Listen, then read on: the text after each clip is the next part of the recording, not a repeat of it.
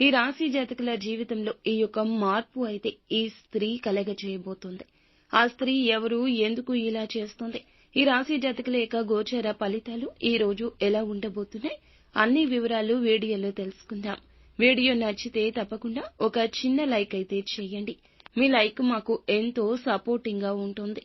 ఇక ఆలస్యం లేకుండా వీడియోలోకి అయితే వచ్చేద్దాం. దుర్గా భవానీ జ్యోతిషాలయం మీ యొక్క ప్రతి సమస్యకి పరిష్కారం చెప్పబడును. అన్ని విషయాలు ఫోన్లో స్వయంగా చెప్పబడును. ప్రేమ, పెళ్లి, ఉద్యోగం, వ్యాపారంలో నష్టాలు, భార్యాభర్తల మధ్య గొడవలు, కోర్టు సమస్యలు, మనశ్శాంతి, ఆరోగ్య శాంతి, లక్ష్మీ శాంతి, గృహశాంతి, దిష్టి తీసిన నిమ్మకాయలు దాటడం, నరదిష్టి, నాగదోషం, ఆరోగ్య సమస్యలు, ఎటువంటి సమస్యలకైనా పరిష్కారం చూపబడును. మీ సకల సమస్యలకు పరిష్కారం చూపబడును. స్త్రీ పురుషులకు ఎటువంటి సమస్యలున్నా 100% పరిష్కార మార్గం చూపబడును. గురూజీ రామరాజు గారు.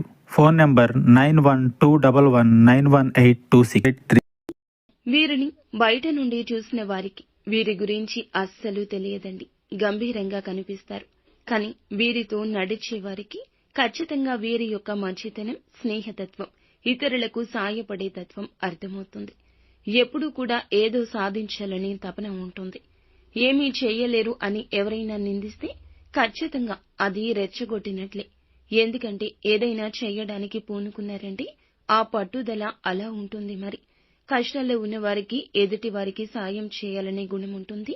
ఎన్నో మంచి లక్షణాలు ఉన్న ఈ రోజున వీరి జీవితంలో ఈ పేరు కలిగిన ఒక స్త్రీ జీవితంలోకి మోసం చేయడానికి ప్రవేశిస్తుంది. మిమ్మల్ని పైకి ఎదగనీయకుండా చేయాలని నీచమైన కుట్ర చేస్తుంది. ముఖ్యంగా ఆ యొక్క స్త్రీ మీ స్నేహితురాలి వల్లే నటిస్తూ, మీ ఇష్టలుగా నటిస్తూ, మంచి కోరుతున్నట్లుగా నటిస్తూ ఉంటుంది. కానీ నమ్మక ద్రోహం చేయడానికి యత్నిస్తూ ఉంటుంది. అటువంటి వారిని గమనించాల్సి ఉంటుంది. ఎటువంటి అక్షరంతో పేరు మొదలయ్యే ఆ స్త్రీ ఏం కోరుకుంటుంది అనేది కూడా తెలుసుకుందాం. ఏ విధంగా మోసం చేస్తోంది, మీ నుంచి ఏమి ఆశిస్తుందో కూడా తెలుసుకుందాం.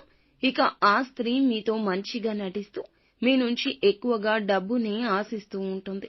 ఉద్యోగపరంగా కావచ్చు, ఆర్థికంగా కావచ్చు, కుటుంబానికి సంబంధించి ఎటువంటి అంశాలనైనా మంచి చేసుకోవడానికి మీ నుంచి అనేక రకాల సాయాలు కోరుతుంది.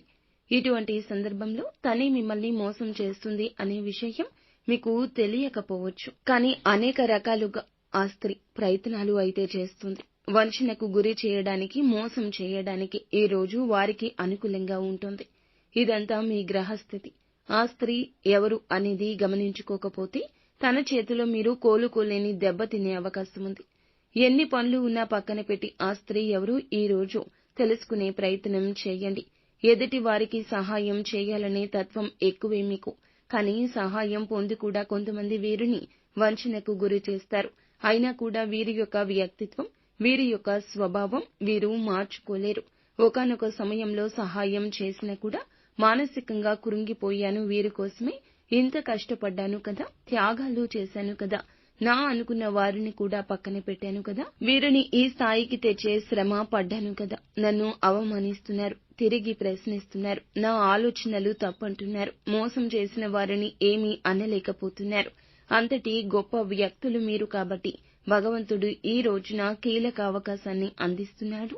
ముఖ్యంగా నాశనం చేసే ఆ స్త్రీ ఎందుకు ఇలా చేస్తుంది, మిమ్మల్ని మోసం చేయాలనుకునే ఆ స్త్రీ పేరు ఏమిటంటే ఎస్ అనే అక్షరంతో మొదలవుతుంది.